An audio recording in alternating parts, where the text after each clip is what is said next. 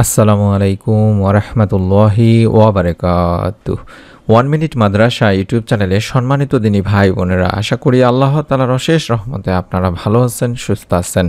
আলহামদুলিল্লাহ। পবিত্র আজ শাবান মাসের প্রথম দিন, প্রথম রাত। আপনারা আজ শনিবার দিনে এবং রাতে অবশ্যই গোপনে হলেও 3বার করে এই ছোট্ট দোয়াগুলো পড়বেন। দেখেও পড়তে পারেন, বাংলা উচ্চারণ সহকারে আমি দেখাই দেব ইনশাল্লাহ। অন্তত 3বার করে পড়লে আল্লাহ রব্বুল আলামিন 90 বছরের গুনাহ আপনার মাফ করে দেবেন, আপনার পরিবার সংসারের রিজিকে বরকত দান করবেন এবং কঠিন কিয়ামতের দিন মুসিবতের সময় বিশ্বনবী সাল্লাল্লাহু আলাইহি ওয়াসাল্লামের সঙ্গে আপনি জান্নাতে পর্যন্ত যেতে পারবেন। আজ পবিত্র শাবান মাসের প্রথম দিনে অবশ্যই আমলটি আপনারা করবেন। এই উদ্দেশ্যে বা নিয়তে ভিডিওটুকু সম্পূর্ণ দেখার অনুরোধ করছি। হিজরি সনের 8ম মাস হলো শাবান মাস। ইসলামে এই মাসের ফজিলত ও মর্যাদা অনেক। মহানবী সাল্লাল্লাহু আলাইহি ওয়াসাল্লাম রজব মাস থেকেই রমজানের প্রস্তুতি শুরু করতেন। শাবান মাসে বেশি রোজা রেখে রমজানের জন্য মানসিকভাবে তৈরি হতেন। এই মাসের মধ্যভাগে রয়েছে ফজিলতের রাত শবে বরাত কবে, কি আমল করবেন, সেই আমলগুলো জানার জন্য হলেও আমি অনুরোধ করব আমাদের এই চ্যানেলটির সঙ্গে থাকার জন্য। শাবান মাসের 14 তারিখ দিবাগত রাতকে ইসলামী পরিভাষায় এই লাইলাতুন নিফসি মিন শাবান বা শবে বরাত বলা হয়। এই রাতে বান্দার গুনাহ ক্ষমা করা হয়, অভাবী যারা আছে তাদেরকে রিজিক দেওয়া হয়, যারা বিপদগ্রস্ত আছে তাদের বিপদ থেকে আল্লাহ রব্বুল আলামিন মুক্তি দিয়ে থাকেন। আর এই রাতে যারা জাহান্নামী তাদেরকেও মুক্তি দেওয়া হয়। সুবহানাল্লাহ। এই রাতে তাই বেশি বা এই মাসে তাই বেশি বিশ্বনবী সাল্লাল্লাহু আলাইহি ওয়াসাল্লাম রোজা রেখে আমল করতেন।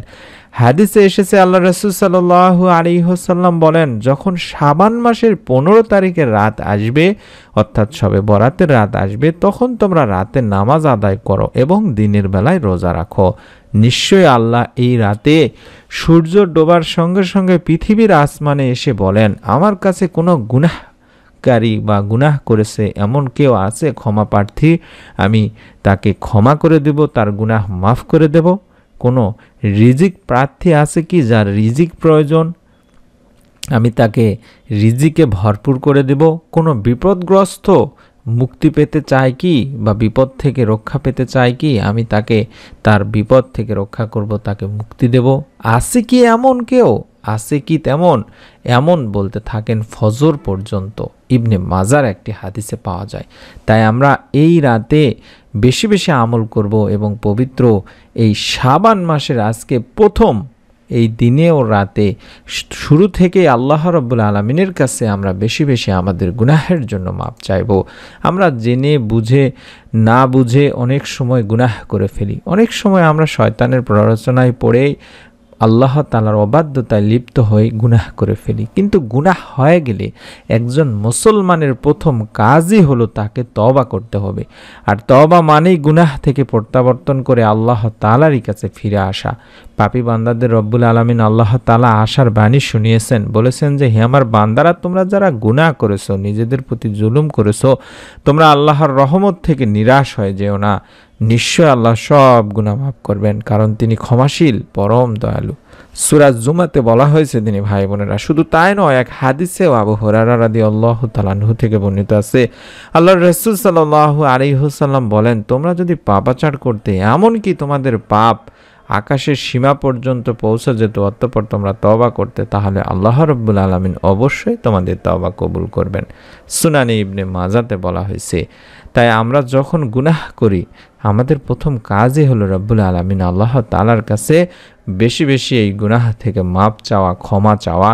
অন্তত কম করে হলেও 2 রাকাত নামাজ আদায় করে আল্লাহ রাব্বুল আলামিনের কাছে কেঁদে ক্ষমা চাওয়া। কোন দোয়ার মাধ্যমে ক্ষমা চাইবেন? যে দোয়ার মাধ্যমে আল্লাহ রাব্বুল আলামিন বান্দার সমস্ত গুনাহ মাফ করে থাকেন। 90 বছরের কেন, সারা জীবনের গুনাহ আল্লাহ তাআলা মাফ করে থাকেন। কারণ কোরআনে বর্ণিত গুনাহ মাফের এই দোয়াটি আমি স্ক্রিনের মধ্যে দেখাচ্ছি। এই দোয়ার মাধ্যমে মাধ্যমে রব্বুল আলামিন বান্দার গুনাহ মাফ করে দিয়ে থাকেন। রব্বি ইন্নী যলামতু নাফসি ফাগফিরলি। আশা করছি দোয়াগুলো আপনারা সংগ্রহ করে রাখবেন অথবা মোবাইলে স্ক্রিনশট নিয়ে ছবি উঠাই নেবেন।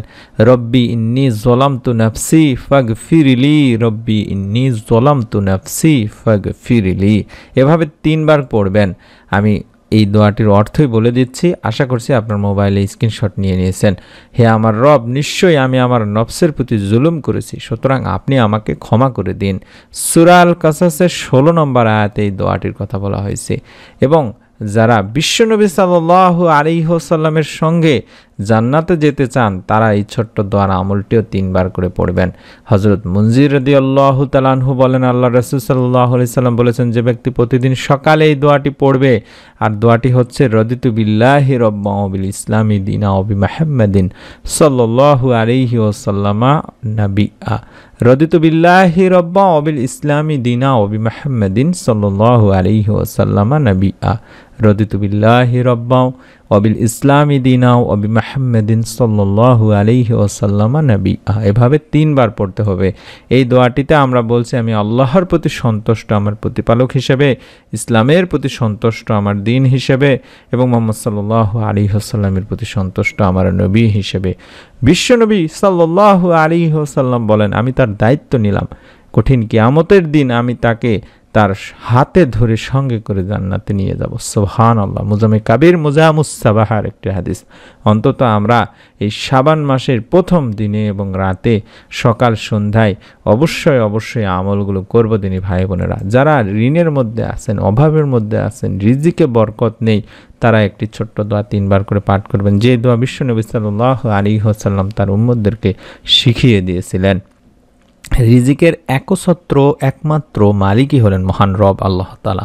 সুতরাং আমাদেরকে মহান রব্বুল আলামিন আল্লাহ তাআলার কাছ থেকেই রিজিকের প্রাচুর্যতা চেয়ে নিতে হবে। যেভাবে প্রিয় নবী সাল্লাল্লাহু আলাইহি ওয়াসাল্লাম তার উম্মতদেরকে অভাবমুক্ত থাকতে আল্লাহ তাআলার কাছ থেকে রিজিকে বরকত চেয়ে নেওয়ার জন্য বিশেষ দোয়ার আমলটি শিখিয়ে দিয়েছিলেন, সেইভাবে আমরা আল্লাহ রব্বুল আলামিনের দেখানো শেখানো পদ্ধতি অনুযায়ী সেই দোয়াটির মাধ্যমেই আমরাও আল্লাহ তাআলার কাছ থেকে রিজিকের প্রাচুর্যতা চেয়ে নেব, যাতে করে আল্লাহ তাআলা আমাদেরকেও রিজিকে বরকত দেন, আমরাও যেন কোনো কুফরির দিকে চলে না যাই। কারণ মানুষ যখন অভাবে থাকে, ঋণে থাকে, আর্থিক দুরবস্থার মধ্যে থাকে, তখন তার হিতাহিত জ্ঞান থাকে না, মিথ্যা কথা বলে, ওয়াদা ভঙ্গ করে, ইবাদত বন্দেগীতে মনোনিবেশ করতে পারে না। তাই আমরা বিশ্বনবী সাল্লাল্লাহু আলাইহি ওয়াসাল্লামের দেখানো শেখানো পদ্ধতি অনুযায়ী এই দোয়াটির মাধ্যমেই আমরা আল্লাহ তাআলার কাছ থেকে রিজিক চেয়ে নেব। আল্লাহুম্মা ইন্নী আউযু বিকা মিনাল কুফরি ওয়াল ফাকরি, আল্লাহুম্মা ইন্নী আউযু বিকা মিন আযাবিল কাবরি লা ইলাহা ইল্লা আনতা।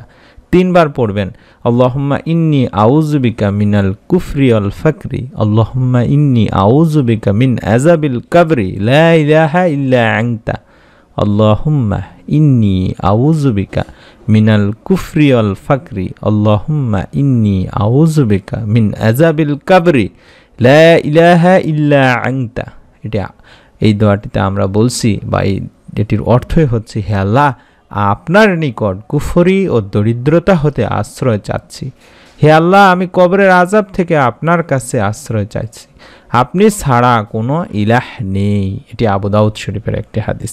আপনাদের মনে রাখতে হবে দিনী ভাই বোনেরা, আপনারা যদি মনের মধ্যে বিশ্বাস নিয়ে আমল করেন, রব্বুল আলামিন আল্লাহ তাআলা আজ পবিত্র শাবান মাস, রমজান মাসের আগের মাসে বেশি বেশি করে ইবাদত করতে বলেছেন, বেশি বেশি করে রোজা রাখতে বলেছেন। বিশ্বনবী সাল্লাল্লাহু আলাইহি ওয়াসাল্লাম রমজান মাসের আগের মাস অর্থাৎ এই শাবান মাসে অন্তত 20টি রোজা রেখেছেন।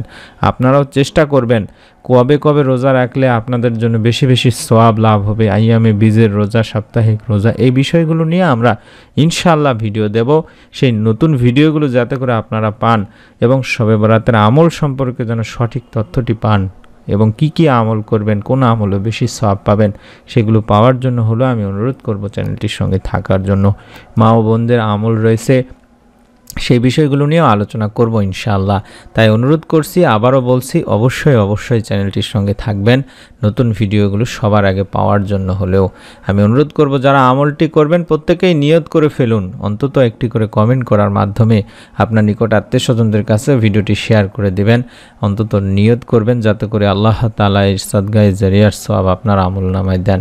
আমরা সকলের জন্য দোয়া করি, রব্বুল আলামিন আল্লাহ তাআলা যেন আমাদের সকলকে এই শাবান মাসে বেশি বেশি ইবাদতের মাধ্যমে রমজান মাসে পুরোপুরি হক আদায় করার তৌফিক দান করেন। আমিন। আসসালামু আলাইকুম ওয়া রাহমাতুল্লাহি ওয়া বারাকাতুহু।